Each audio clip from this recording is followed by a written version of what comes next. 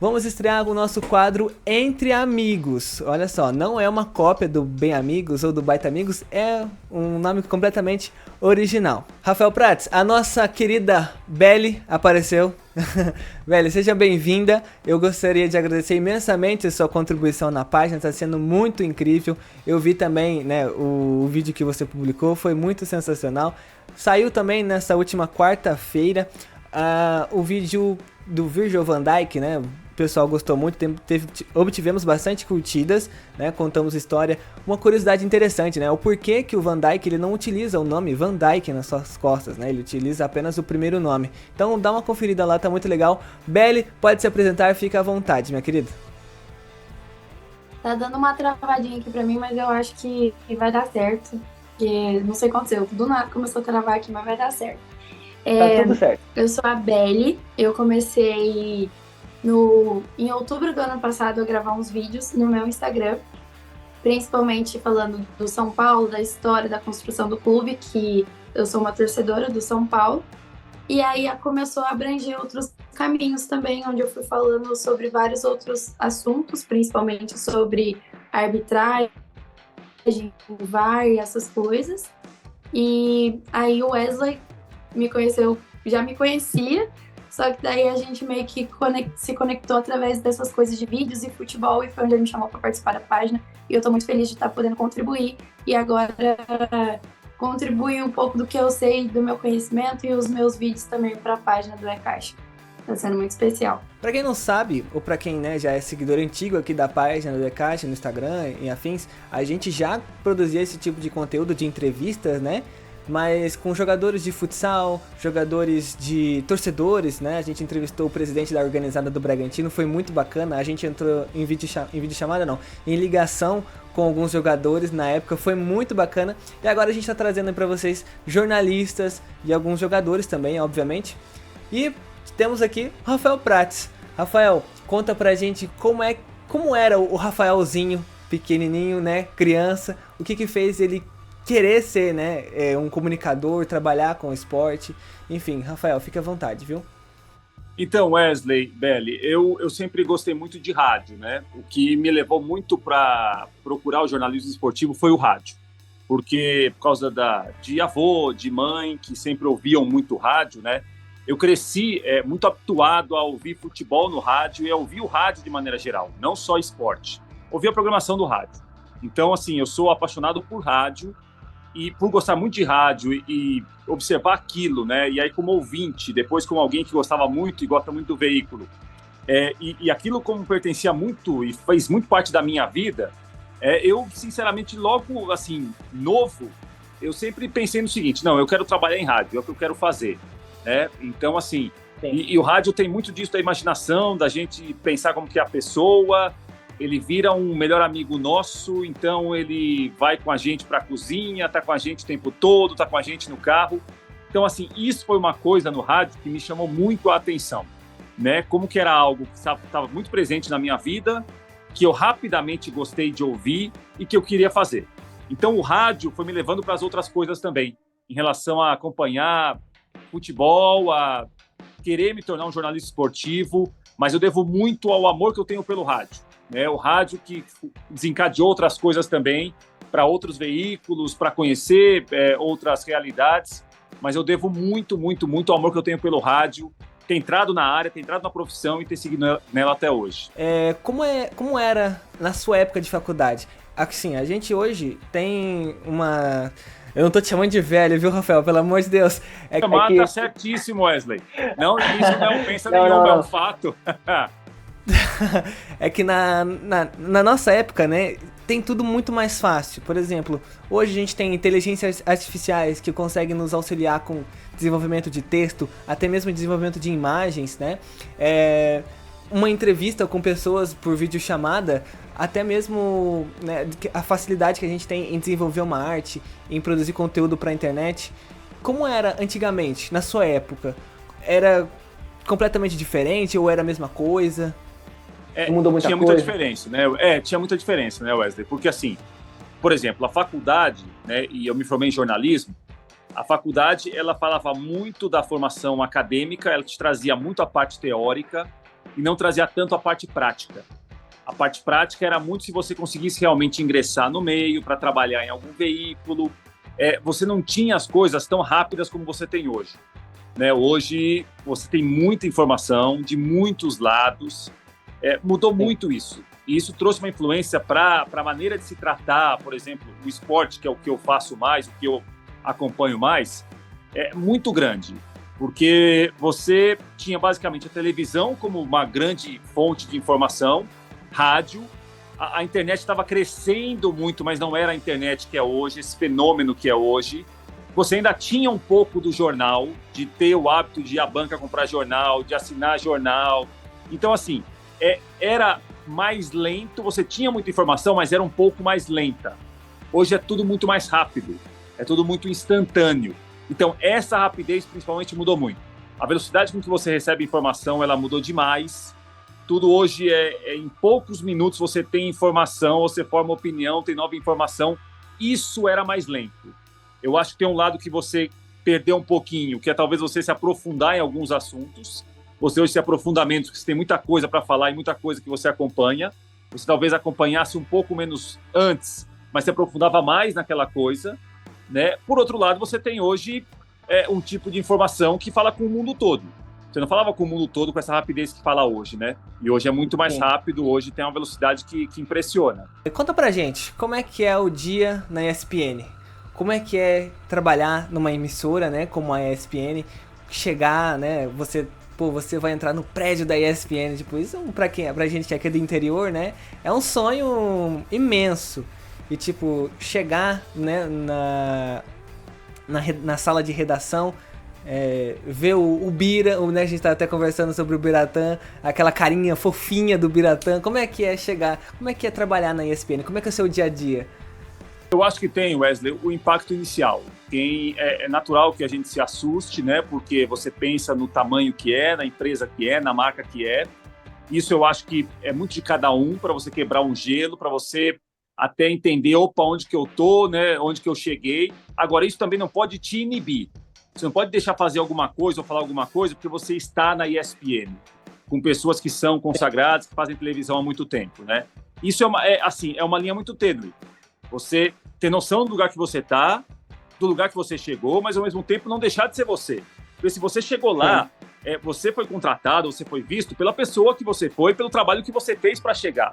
Você não pode chegar lá e passar uma imagem de uma pessoa que você não é, né? Agora, eu acho que uma coisa que quando você chega a uma grande empresa, é contratado, você tem que ter muito claro que é muito legal, é uma honra muito grande, você vai aprender muito, mas você tem de lembrar o porquê você chegou até ali, né? Você não pode, porque você chegue às vezes em um grande lugar, que olha, tudo que eu fiz até agora eu vou fingir que não aconteceu, as pessoas que eu conheci, elas ficaram pelo caminho, então não me interessam mais, vou começar a olhar daqui para frente. Não, você tem de saber por que você chegou lá, né? Quem te ajudou a chegar lá, o que você fez para chegar lá, e por mais que seja uma grande empresa, uma grande marca, é importante que você não perca as origens que você tem, né? Que você saiba sempre o que te levou até lá, para de lá você continuar realmente crescendo, você continuar procurando o seu espaço, sempre respeitando as pessoas. Eu fui muito bem recebido na ESPN, as pessoas com as quais eu trabalhei, todas foram muito cordiais, muito legais comigo, né? E isso é muito legal, porque o ambiente ele é muito importante. Eu acho que o ambiente é feito por pessoas e por você também, né? Eu acho que você ajuda a melhorar ou piorar o ambiente.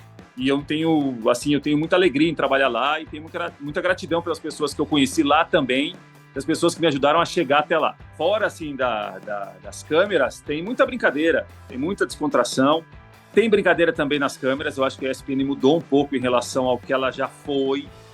É um desafio muito grande isso, de você não perder a credibilidade, você manter seriedade, mas ao mesmo tempo você falar com um público que está ouvindo, geralmente você fala sobre futebol, né? A gente não pode, às vezes, tratar o futebol de uma maneira tão acadêmica, como se a gente fosse um grande conhecedor e você que está acompanhando não sabe nada. Não, o público sabe muitas vezes muito mais que você, e você ouvir o público é um acerto seu, né? Eu acho que você não pode ter um distanciamento assim, que olha, você vai assistir agora o que eu vou falar, e é para você aprender que eu vou te dar uma aula. Não, acho que o jornalista não pode se colocar assim. Acho que o jornalista tem que se aproximar do público, ele tem que saber o que o público gosta, o que o público está falando, o que o público quer ouvir, até para discordar também. Mas a ESPN tem, fora das câmeras, assim, fora do ar, muita brincadeira. gente que zoa muito, Legal. gente que brinca muito. Não tem essa história de ser, sabe, muito sério o tempo todo, tratar tudo com seriedade. Porque, quer não, basicamente, no meu caso, é falar sobre futebol. O futebol tem um lado de paixão muito grande, você mexe com o sentimento das pessoas também, mas tem a descontração, né? Tem a leveza também de quem acompanha futebol, de quem gosta de futebol. Agora, pessoal que tá vendo, né? Eu tô com a camisa do Brasil aqui, porque... Com as 5 estrelas, não tem estrela nenhuma menos aí. Nenhuma. Aqui, quem tem 3 é só lá pra baixo. Por aqui pra cima a gente só tem 5. Entendi. Tá bom. Vamos ter a estreia aí agora, né, da seleção brasileira. Dorival Júnior. Enquanto a gente tá gravando aqui, a gente não viu ainda a estreia, mas quando esse vídeo for pro ar, a estreia já vai ter acontecido e a gente espera que a seleção brasileira consiga uma vitória muito importante contra a Inglaterra. Falando agora sobre futebol, a ESPN cobre muito essa questão da Premier League, né? Esse futebol internacional. E aí, você acha que finalmente vamos conseguir jogar de igual para igual com uma seleção contra uma seleção europeia? Ou você acha que ainda é cedo demais? Então, a seleção brasileira perdeu praticamente um ano de trabalho, né, Wesley? Isso geralmente cobra um preço. Agora, a gente tem de pontuar que Copa do Mundo é algo muito particular. Copa do Mundo você tem que ser o melhor time por 30 dias. Você não necessariamente é a melhor seleção do mundo. Você pode não ter a melhor seleção do mundo e ser campeão do mundo em 30 dias. Porque nos 30 dias, se você for a melhor daquela competição, você é a campeã. Né? Eu acho que o que pesa contra a seleção brasileira agora é o fato que depois de um Mundial, ela ficou um ano com 2 interinos e quem está chegando agora está começando o trabalho do zero. Ele tem pouca coisa para aproveitar. Por muito mais atrapalhada da CBF, muito mais insegurança de quem comanda a CBF, por muito mais indefinição. A seleção pegou um ano e jogou no lixo. Agora, isso não sei se vai afetar o próximo Mundial da seleção brasileira, né? Como tem muito mais vagas hoje, há uma distribuição muito farta de vagas nos continentes, na América do Sul também. Acho que a seleção pode recuperar esse tempo perdido. A lamentar que você pegou um ano de trabalho e não aproveitou nada. Porque a CBF escolheu ter um interino para depois ter outro interino para esperar alguém que não chegou. Então, ela perdeu tempo, ela perdeu um ano. Agora, se isso vai afetar na Copa do Mundo, talvez não afete. Talvez se o Dorival conseguir em pouco tempo aí, a curto prazo, encontrar um time, um jeito, a coisa comece a andar um pouco melhor. Agora que ela está atrás dos outros, por isso também, ficou atrás porque pegou um ano e não aproveitou nada. E o Dorival? Dorival que era do nosso Tricas, da nossa querida Isabelle, que ela tá lá sofrendo, né? Isabelle não dorme à noite por conta do saudades tá com saudades do Dorival. Você tá assim, Isabelle?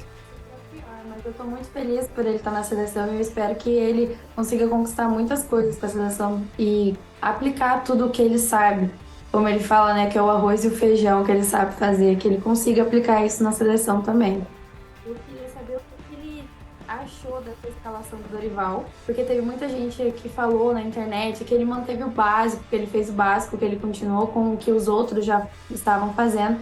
Mas eu acho que ele deu uma inovada ali, principalmente na questão dos goleiros. Eu achei que ele foi bem ousado nas escolhas dos goleiros para levar para esses amistosos.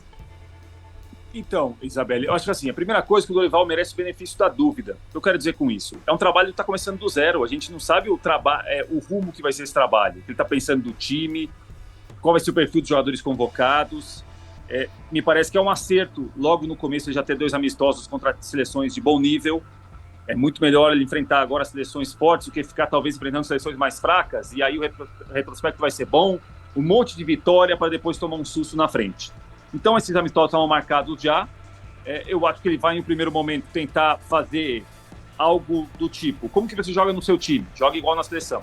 Como que você posiciona no seu time? Tem que jogar igual na seleção. Ele não pode, em primeiro momento, e eu acho que ele nem vai fazer isso, encontrar com um grupo que ele não conhece, que ele convocou, mas não conhece, trabalhar no dia a dia, para fazer uma grande mudança.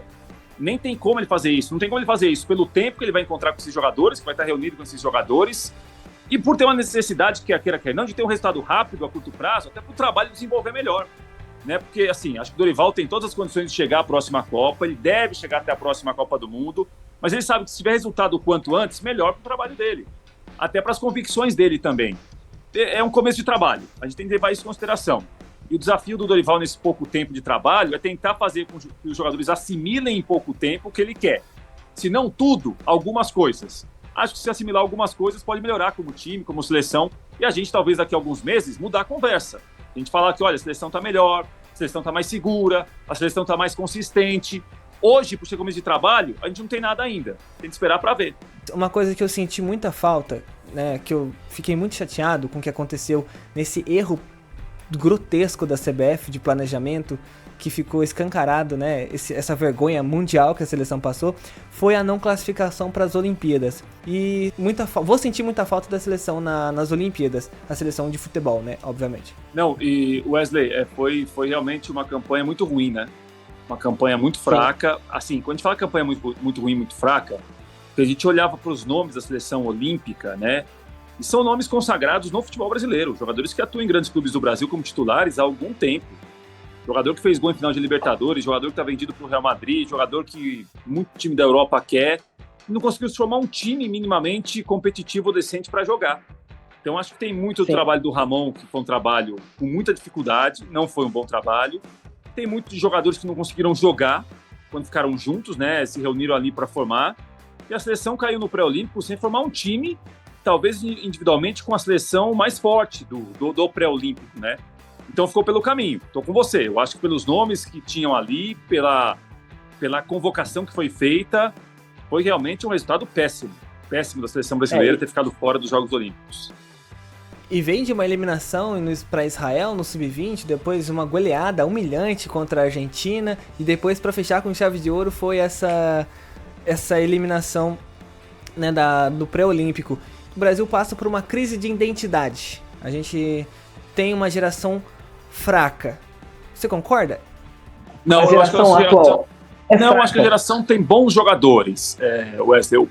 Talvez o que tenha mudado muito hoje em relação à seleção brasileira, pensando em alguns nomes, a seleção, e aí vale muito para a principal, tem bons jogadores. Eu acho que acima da média não tem tantos, mas tem bons jogadores. Agora, o bom meio-campista da seleção brasileira hoje tem um bom meio-campista na Suíça parecido, tem um bom meio-campista na Sérvia que parece, tem um bom meio-campista da Espanha que parece. Então, assim, isso mudou muito. Eu acho que isso nivelou muito. A seleção brasileira tinha individualmente jogadores que quase ninguém tinha. E individualmente a seleção conseguia sobressair em relação à maioria. Hoje não. Hoje a seleção tem bons jogadores que precisam estar em um time coletivamente bem formado, um time coletivamente forte, porque as outras seleções também têm bons jogadores. Tão bons jogadores quanto, ou parecidos, entendeu? Então, assim, um bom meio-campista brasileiro que atua na Premier League, tem um bom meio-campista suíço que atua na Premier League, tem um bom meio-campista espanhol que atua na Premier League, tem um bom meio-campista inglês que atua na Premier League. Então, isso equiparou muito. Eu acho que isso fez com que o Brasil hoje não se destacasse individualmente. O Brasil precisa de um time bom coletivamente. Antes talvez nem precisasse tanto, dada a quantidade de jogadores muito acima da média que tinha. Hoje tem, mas menos. E aí você precisa de um trabalho melhor coletivo para tentar levar vantagem contra quem tem jogadores quase do seu nível ou iguais aos que você tem. A gente tem um jogador muito fora da média, né? Ou tinha, né, para alguns, que é o Neymar. Neymar ainda tem chance de se tornar, de trazer o protagonismo de novo para ele na seleção. Hoje eu acho muito difícil isso. Mas tem mais uma Copa pro Neymar? Ou, na sua opinião, você acha que bola para frente? Eu acho que a gente tem que dar mais visibilidade para aqueles que estão, né, na seleção atualmente, que é o Vinícius Júnior, que é o Rodrigo, que é o Beraldo, que, né, por mais que seja zagueiro, está trazendo um brilho muito grande no Paris Saint-Germain, né, ou algum outro jogador. Neymar ainda tem chance de jogar a Copa, né, a próxima Copa 2026 ou não? Eu acho que já a era Neymar na seleção acabou. Não, eu acho que chance tem, Wesley. Eu não sei se o Neymar está propenso ou se está a fim de aceitar o desafio de se preparar para uma Copa do Mundo. Se preparar para uma Copa do Mundo vai além da qualidade para driblar, do talento que você tem para jogar, te exige alguns sacrifícios, te exige que você abra mão de algumas situações. Eu não sei se ele está a fim de fazer isso, ele está disposto a fazer isso, ele teve uma contusão muito grave, muito séria, né? Mas acho que a seleção tem que pensar a vida dela também sem o Neymar. Eu acho que você, um jogador como o Neymar, eu repito, se ele estiver disposto a enfrentar o que precisa ser enfrentado para jogar uma Copa do Mundo, eu não abriria a mão. Agora, não sei se ele está disposto para isso. Eu não sei se ele está afim disso. Mas há jogadores muito bons, talvez não tão bons quanto ele em relação à parte técnica, mas que possam colaborar muito, possam, a partir de agora, conduzir a seleção brasileira para ter vida sem ele. E acho que sem o Neymar, Eu acho que os outros, Wesley, não devem olhar o seguinte, não tenho Neymar e agora o que eu faço? Não, eles têm de agarrar essa oportunidade. Eu acho que é uma chance para o Endrick, eu acho que é uma chance para o Vinícius Júnior, é uma chance para o Rodrigo. Esses jogadores podem aproveitar para virar protagonistas também. Porque se o protagonista principal não está, pode ser bom para os outros. O Brasil ganhou uma Copa América sem o Neymar em 2019, né? Então, assim, acho que nesse momento, os que jogam sem o Neymar, eles têm de observar como uma chance para eles brilharem mais. E não ficarem, e o Neymar? Como vai ser com o Neymar? Quanto vai ser com o Neymar? Neymar é um nome de uma geração, nesse momento não pode jogar e não se sabe se ele puder jogar, como ele vai voltar. Eu acho que tem de aproveitar quem vai jogar agora para tentar ter um protagonismo, que o Neymar teve durante um tempo, os outros não tiveram ainda. Bom, Rafael, a gente tem Olimpíadas agora 2024, Copa América, Eurocopa, uma loucura 2020, fora a Libertadores, a Liga dos Campeões da Europa, os campeonatos nacionais, uma loucura. E, na sua opinião, né, eu não sei o que a ESPN vai cobrir mais e tal, provavelmente vai dar mais importância para aqueles que detêm os direitos, mas na sua opinião, as Olimpíadas agora, a seleção brasileira masculina esquece, não tem jeito, mas ainda tem a seleção feminina, tem, né, as outras modalidades no quais a gente possa ganhar a medalha de ouro. Em qual o Brasil pode ter mais... A Eurocopa não conta porque o Brasil não é na Europa, né? Isso obviamente todo mundo já sabe. Mas Copa América e Olimpíadas, em qual o Brasil pode trazer uma alegria pra gente? A seleção principal com o Dorival e companhia, né, uma nova era da seleção, ou nas Olimpíadas com a seleção feminina, com uma outra nova era também, de treinador novo, de jogadoras novas? Qual a gente pode ter mais orgulho, assim, no final do ano e falar assim, nossa, conseguimos, a seleção, o Brasil voltou a sorrir, né, digamos assim. Os Jogos Olímpicos são imbatíveis, né, como evento esportivo, que representa uma Olimpíada, né, em relação à cobertura jornalística. Não dá para comparar outros campeonatos nesse ano com os Jogos Olímpicos, né? Os Jogos Olímpicos não tem o futebol masculino, como você falou, mas tem grandes estrelas e está ali reunida a nata do esporte mundial, né? Pensando em futebol, claro que a seleção brasileira de futebol masculino desperta curiosidade, porque além da marca tem um trabalho novo, que a gente não sabe para que caminho vai, mas é um trabalho novo, isso gera uma grande curiosidade. A seleção feminina também é um trabalho novo, é um trabalho que aí estará na Olimpíada, né? A gente vai ter de ver o nível que vai estar esse trabalho do Arthur Elias, que também tem pouco tempo, mas dá alguns bons sinais nesse começo.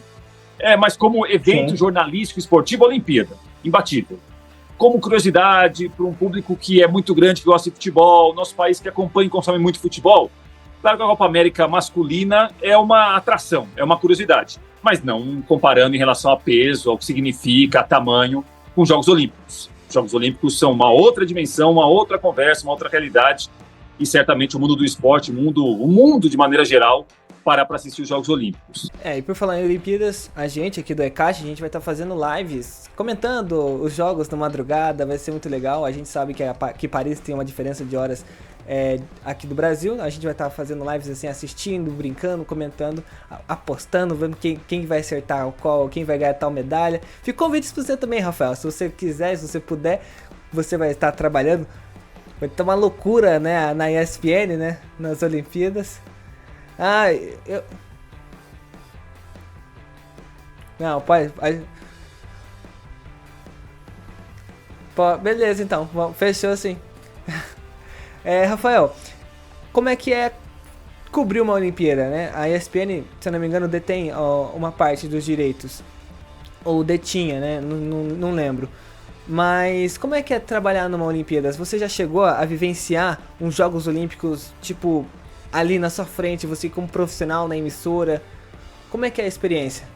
Então, os Jogos Olímpicos eu não acompanhei assim em loco, eu não estive no local, eu estive cobrindo, mas do estúdio, né? O que a gente chama de off-tube ou geladão, que se fala no Rio de Janeiro, que é você acompanhar o evento, mas não estar no local do evento.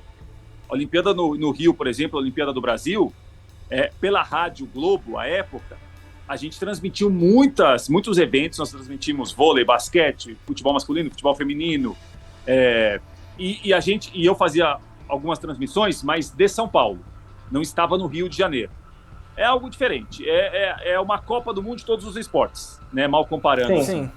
Porque realmente tem uma exigência muito alta, que é você muitas vezes falar de um esporte que você não tem esse acompanhamento todo. Por isso que eu acho que é muito importante a cobertura jornalística da televisão, de rádio, de internet, contar com alguém que conheça o esporte e não apareça naquele momento para falar sobre uma coisa que ele talvez não acompanhe tanto. Então, natação, judô, o basquete, vôlei. É importante demais que a gente tenha pessoas que conheçam, que acompanhem, que sabem quem são os principais atletas, quem pode despontar, quais são os brasileiros. Mas é muito legal, Wesley, como cobertura, para conhecimento, de exigência de trabalho, de você ver coisas novas que geralmente você não está acostumado a acompanhar dia a dia, como é o futebol no meu caso. Vale muito a pena, é muito diferente, porque é um evento muito, muito, muito acima da média, um evento muito espetacular, muita coisa assim diferente. As Olimpíadas de Tóquio 2020, no caso foi em 2021, né? Em 2020 o E-Caixa já existia, ele estava começando os seus passos, começou no final de 2020. E aí em 2021 eu lembro que eu trabalhava numa rádio web e fazia conteúdo pro E-Caixa nas Olimpíadas. E era uma loucura, eu ia dormir lá pelas 8 horas da manhã e depois tinha que ir pra escola ainda de manhã. Nossa, era uma doideira. E foi assim o que me fez... Tipo, eu quero viver disso, eu quero trabalhar com isso, fazer. Porque é muito legal. A Olimpíadas foi o que despertou o ápice, assim, né, do desejo em ir para o lado do jornalismo esportivo. Eu acho que a Olimpíada é o ápice onde todo mundo descobre que gosta de novos esportes. Na última Olimpíada, descobri que eu amo assistir o skate. Eu amei assistir. Eu nunca torci tanto para as pessoas caírem na minha vida, igual eu torci na última Olimpíada para a Raíssa ganhar medalha, para os meninos ganharem as medalhas também. Eu acho que a Olimpíada é mais essa descoberta que as pessoas têm de novos esportes, que não conseguem, às vezes, acompanhar no dia a dia. E é uma loucura também, porque eu não dormia na última Olimpíada, eu não dormia. Eu assisti todos os esportes. Eu tinha milhões de aparelhos conectados aqui em casa para eu conseguir assistir tudo. E a minha paixão também é igual a do Wesley. Começou desde pequena ali. Desde pequena, sempre assistindo todas as Copas do Mundo, todas as Olimpíadas, todos os esportes possíveis. E agora eu quero fazer uma pergunta, puxando de novo para a seleção brasileira, na questão também que vai envolver tudo. A Wesley fez uma pergunta do Neymar que eu achei muito interessante, e eu queria saber o que você acha, se você realmente acha que a seleção estava 100% dependente do Neymar, que tinha uma certa dependência ali nele, que atrapalhou um pouco nos jogos que ele não conseguia estar. Sim, acho que tinha sim, Isabela, em algum momento. Assim, a gente tem de entender que o Neymar é o grande nome dessa geração. Essa geração que eu digo é a partir de 2010, 2011, quando ele ganha Libertadores com o Santos. Ele, logo ali antes dos 20 anos até, ele é o nome da geração. Nome em relação à qualidade, nome em relação à repercussão que ele tem, ao que ele joga, ao quanto ele joga. Então, isso naturalmente coloca o Neymar em uma condição de destaque na seleção brasileira. Não necessariamente isso é bom, mas ele tem um destaque, né? Ele tem um destaque porque muitas vezes os mais jovens que jogam com ele o tratam como ídolo, o tratam como referência. Eu acho que eles podem ficar, às vezes, inibidos de tentar uma jogada, de dar uma bronca, de chamar a atenção do Neymar. E tudo isso está no pacote, tudo isso é normal, né? O problema da seleção brasileira, me parece, em relação ao Neymar, é quando trata como se só tivesse o Neymar. Aí é ruim. Eu acho que dá um protagonismo ao Neymar muito grande. E outros protagonistas que são destaques em times deles não são protagonistas da seleção brasileira. Dá a impressão que é todo mundo ao redor do Neymar. É tudo girando em torno do Neymar. Então, acho que não ter o Neymar hoje na seleção brasileira é uma chance para esses jogadores também aparecerem, também chamarem atenção. Não vai ter como colocar na conta do Neymar uma atuação ruim, alguém que erra um gol, não tem como a gente falar que o Neymar não tocou a bola, porque agora não tem o Neymar. Nesse momento não tem o Neymar. Se estiver mais à frente, a gente muda a conversa, a gente fala de maneira diferente. Mas acho que a seleção brasileira dependeu do Neymar há muito tempo. E tem coisa boa disso, porque ele é um jogador realmente muito acima da média, e tem coisa ruim. Eu acho que outros que são muito bons não conseguiram jogar tudo que podem jogar. Veremos agora sem ele. Eu acho que há jogadores muito bons por aí, jovens, mais jovens que o Neymar hoje, que podem ter protagonismo. Veremos sem o Neymar. Eu acho que é uma chance... Eu não vejo como negativo não ter o Neymar. Eu vejo como positivo para muitos aparecerem. Quem sabe eles não aparecem agora. Como é o caso do Vinícius Júnior também, Exato. né? É isso. É um nome. Rodrigo. O Vinícius Júnior é um jogador nessa seleção brasileira acima da média. É um jogador que a gente já viu no clube, principalmente, decidindo grandes jogos, fazendo gol em final de Liga dos Campeões. Esse jogador, ele pode ser um jogador de protagonismo agora na seleção brasileira. Pode ser, e não tem o Neymar, tem o Vinícius Júnior. Quem sabe com ele a seleção já não tem um outro caminho, a gente veja o Vinícius Júnior tão bem na seleção como ele é no clube. Pode ser. E a gente vê muito isso, principalmente com a torcida. A torcida, quando critica o Neymar, quando pega no pé do Neymar, né, que foi aquele caso da pipoca, a gente viu que os jogadores abraçaram o Neymar ali. E aquilo, pra mim, no meu conceito, né, assistindo tudo aquilo, eu percebi que os jogadores ali, eles não criticam o Neymar. Eles não criticam o Neymar por uma jogada que ele faz que tá errada. Eles não criticam o Neymar, ele podia ter dado um passe aqui, podia ter facilitado ali. Eles não criticam o Neymar. Então o Neymar meio que se tornou o dono desse time, o dono desses 11 jogadores, o intocável. E aí quando vem um treinador diferente, ele não vai conseguir mudar a cabeça daqueles meninos e pode até acabar se queimando, né? E isso foi né, você acabou de falar, a sua opinião, foi um dos maiores problemas, né? A falta de crítica ao Neymar dos próprios jogadores mesmo. Porque o que a gente vê na seleção brasileira é um tratamento realmente de popstar, é um tratamento de intocável. Olha, com o Neymar ninguém pode mexer, o Neymar me parece muito querido pelos jogadores, obviamente, mas tem esse tratamento, né? O quanto você ser muito querido se torna algo impossível de criticar. Será que não teve em alguma jogada, em algum jogo, em alguns momentos que ele poderia ser criticado, alguém poderia conversar com ele? As pessoas têm liberdade para conversar com ele, as pessoas o idolatram tanto que o colocam em um pedestal que ninguém pode falar nada. Então tem tudo isso. Eu acho que sem o Neymar agora a gente vai ter uma outra noção de seleção brasileira. Eu acho que ele não foi o único problema nesse tempo todo, ele foi solução muitas vezes também, mas ele começou a conviver com problemas que ele não tinha. Ele não foi um jogador em começo de carreira que tinha problemas de contusão, como ele começou a ter, muitos problemas de contusão em muitos locais diferentes do corpo, e o rendimento foi caindo, tecnicamente foi caindo também. Veremos agora sem ele. Eu acho que é uma chance para quem é bom, para quem está aparecendo agora, jogar sem o Neymar para ver se muda também um pouquinho esse comportamento de alguns com a seleção brasileira. Agora mudando de assunto completamente de assunto, vamos entrar num tópico que a gente estava conversando hoje aqui, né, antes de começar as gravações, nos bastidores, que a nossa querida Belly, ela é tricas, né, e a gente estava comentando aqui sobre o sorteio da Libertadores.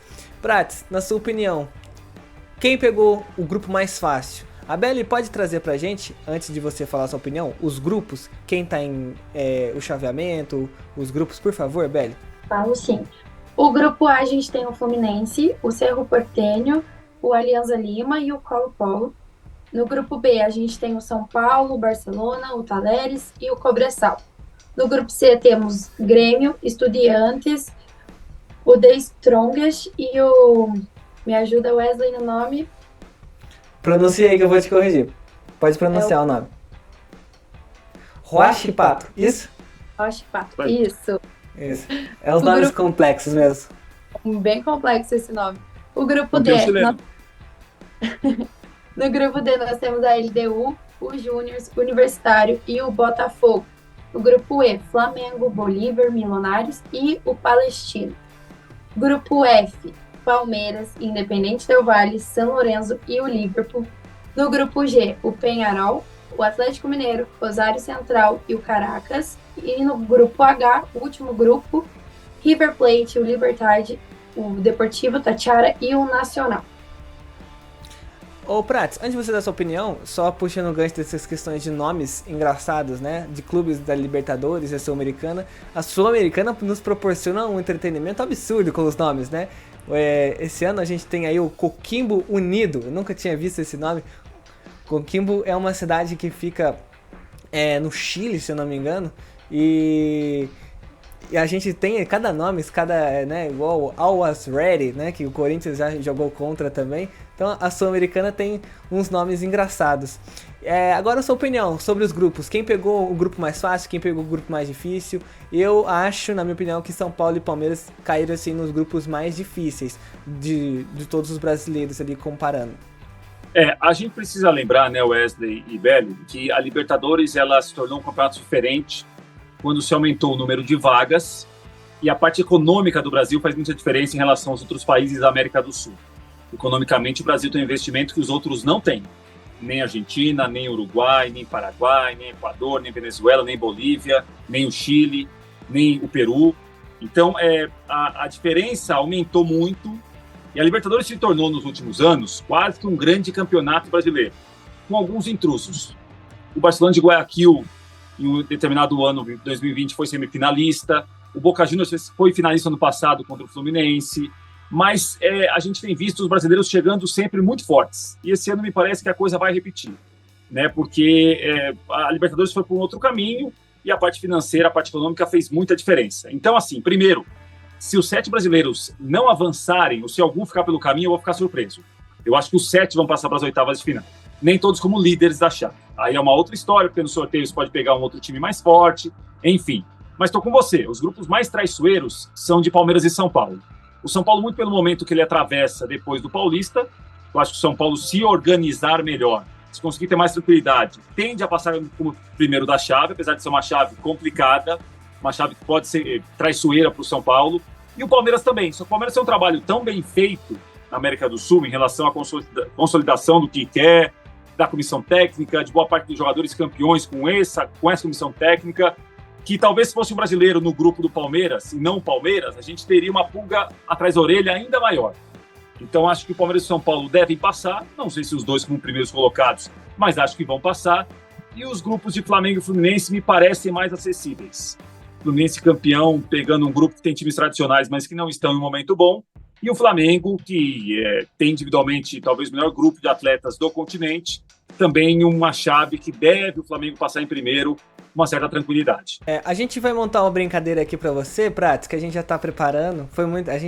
Eu, a Beli e mais um colaborador também, a gente montou aqui. A gente vai publicar isso nas redes sociais. A gente vai publicar a sua também depois que a entrevista for ao ar. Mas antes da gente fazer essa brincadeira, a gente também tem a Sul-Americana, que se tornou um grande brasileirão também, né? Principalmente porque os adversários são muito mais fracos do que os da Libertadores. E a gente vê aí alguns torcedores, né? Eu mesmo vi alguns torcedores do Corinthians comentando na faculdade. Bota sub-20 lá que dá pra se classificar tranquilamente. Mas o ano passado surpreendeu a todos, né? O Fortaleza não conseguiu ser campeão. E o São Paulo também não conseguiu vencer contra o Independente Del Valle. E a gente viu uma LDU mega forte. Assim, tem alguma competitividade no aspecto... Eu não vou nem falar entre as duas competições, porque as duas, os brasileiros levam vantagem. Mas não tem nenhuma chance de ter uma surpresa, um River, um Boca, uma LDU de novo, né? O próprio Independente Del Valle ergueu o caneco? Agora tem uma chance, para mim, que é menor.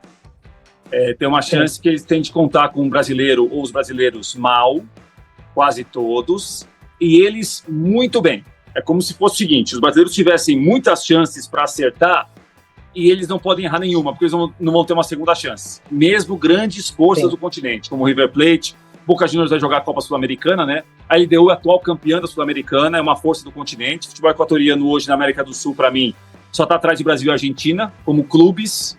Está à frente do Uruguai, por exemplo, à frente do Chile.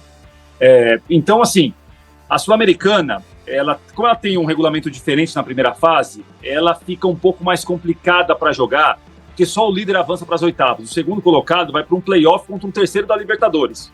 Então, ficar em segundo, às vezes, na chave da Sul-Americana é um negócio complicado. Você pode pegar até um brasileiro no play-off, por exemplo. Você pode pegar um time do mesmo país no play-off, né? Isso talvez equilibra um pouco mais a competição de maneira geral. Tanto é que a gente tem visto na Sul-Americana, o brasileiro contra outro time na final. Você falou bem, a LDU ganhou, Del Valle ganhou do São Paulo, a LDU ganhou do Fortaleza. Isso acontece mais na Sul-Americana que na Libertadores. Porque a Sul-Americana também, para o brasileiro, a gente tem que lembrar, são os times que não foram bem no Campeonato Brasileiro. A gente fala aqui de 10º colocado do brasileiro, 11º do brasileiro, 12º do brasileiro, 13º do brasileiro. É que o 13º do brasileiro, geralmente, é melhor do que talvez o 9º do Chile, o 8º do Uruguai, isso sim. Mas também não é a grande força do país no momento. São grandes marcas, mas que times que não estão tão bem assim. Mas brasileiro favorito também na Sul-Americana, eu acho que um nível um pouco menor do que os da Libertadores. Agora a Beli vai fazer uma brincadeira aqui pra gente encerrar. A gente montou aqui pra você uma tier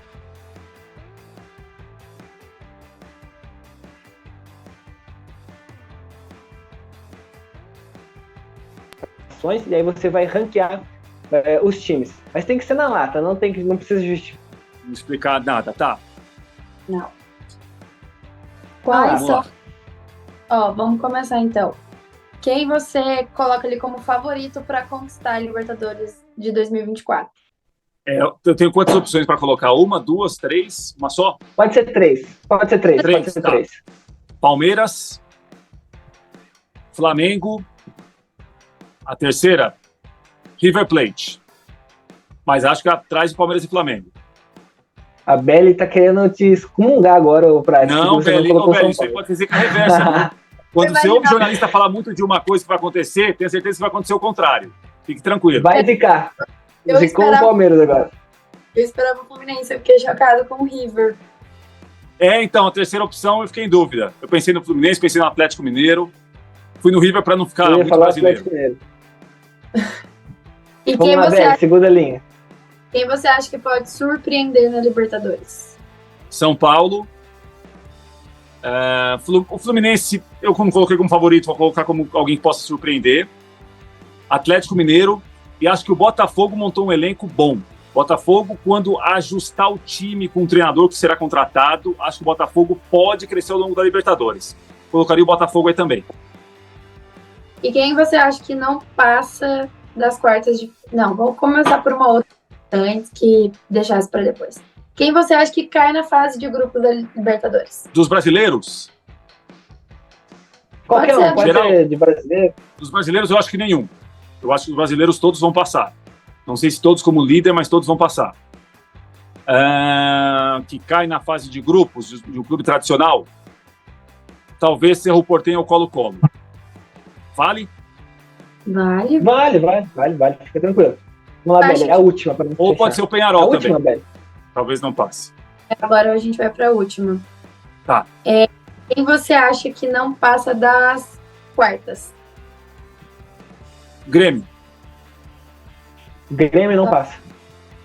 O Grêmio teve uma grande perca, né? Que é o Suárez. Deixou um rombo. Foi um baque absurdo, né? Do Grêmio. E tem, né, Wesley? Assim, primeiro que é um clube tricampeão da competição. E ele merece respeito, muito respeito por isso, muito tradicional na Libertadores. Tem um treinador que conhece muito a Libertadores, conhece o clube como ninguém, que é o Renato. Mas acho que ainda o Grêmio carece de ter um grupo de atletas um pouco melhor para pensar em coisa grande na Libertadores. E acho que por isso, imaginando o Grêmio de hoje, não o Grêmio que vai começar daqui a algumas semanas, acho que ele está um pouco atrás de outros brasileiros na competição. Mas deve avançar na primeira fase. Passa da fase de grupos, acho que passa.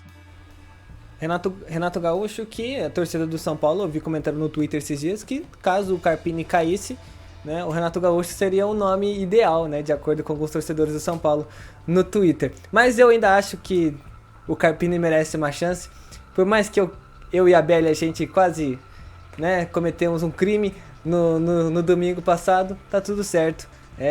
Vamos, vida que segue, eu acho que o Carpini merece ter uma chance ainda com esse elenco e também merece dar uma oportunidade pro Rames, né? Você acha que o Rames merece ter mais oportunidade ou o Carpini tá certo em deixar ele esquentando no banco lá? É um assunto interessante, né? Porque o Rames, no São Paulo, ele joga na seleção colombiana 90 minutos. No São Paulo, a alegação é que ele não consegue jogar, porque talvez o treino não seja tão intenso assim, fisicamente ele não esteja pronto. Agora, é estranho que ele não esteja pronto para jogar no São Paulo e jogue na seleção colombiana, né? Porque, assim, se ele não está pronto fisicamente para jogar 90 minutos, ele não está pronto para jogar 90 minutos em lugar nenhum. Na seleção, ele geralmente joga. No São Paulo, ele joga 20 minutos, 25. E aí, a alegação é que ele não tem condição para jogar mais do que isso, né? A situação do Rames Rodrigues, ela para mim, tem muita dúvida. É um quebra-cabeça que as peças não estão todas montadas. Porque se o jogador não ficaria no começo do ano, e aí talvez ele imaginou que tivesse um mercado que ele não tem mais hoje. O São Paulo lhe deve alguma coisa que tem que pagar e não pagou. Tá tudo muito mal explicado, né? Então, assim, aí ele aparece depois de um tempo, ele começa bem, entra bem no jogo, faz um gol no outro jogo, mas ele não tá pronto para jogar o tempo todo. Então, acho que o São Paulo tratou a situação, e ele tratou também, como o São Paulo já não estava contando mais com ele, acho que ele não contava em ficar mais no São Paulo. Ele não tinha o mercado que eu acho que ele imaginou que tivesse. Aí ele, meu contrato aqui é muito bom, a situação aqui no São Paulo eu posso reverter. Acho que depende muito dele também. Depende muito do que ele vai querer, de como ele está levando isso, ou essa situação, para tentar jogar no time do São Paulo mais tempo. Mas é muito esquisito a gente ouvir falar que ele não tem condição física para um tempo todo, para um jogo todo. Quando vai para a seleção, ele joga o tempo todo. Está pronto para jogar 90 minutos na seleção colombiana e não joga 45 no São Paulo. Ele tem uma qualidade acima da média. Com a bola no pé, ele é um jogador acima do que nós temos aqui no Brasil. Eu acho que, né, não é sério isso que eu vou falar, pelo amor de Deus. Não, mas tem que falar. Eu acho que depois que o Léo Dias vazou a informação que o Caleri estava se envolvendo com a Anitta, o Ramos Rodrigues teve uma crise de ciúmes e quis sair do São Paulo, mas depois ele viu que estava tudo fora certo. de campo. Pô, eu acho que foi fora de campo. Ah, entendi. Tá certo. Tá bom. Ô Bratz, brincadeiras à parte, foi um prazerzaço estar falando com você. É uma honra imensa, de verdade mesmo. Eu queria agradecer a Belly também mais uma vez por estar participando com a gente, por estar nos ajudando. Bratz, seu Instagram, deixa aqui pra gente colocar na telinha, pra gente divulgar, pro pessoal seguir. E pro pessoal que não conhece, né? É Rafa com PH, R-A-P-H-A, Prates, _.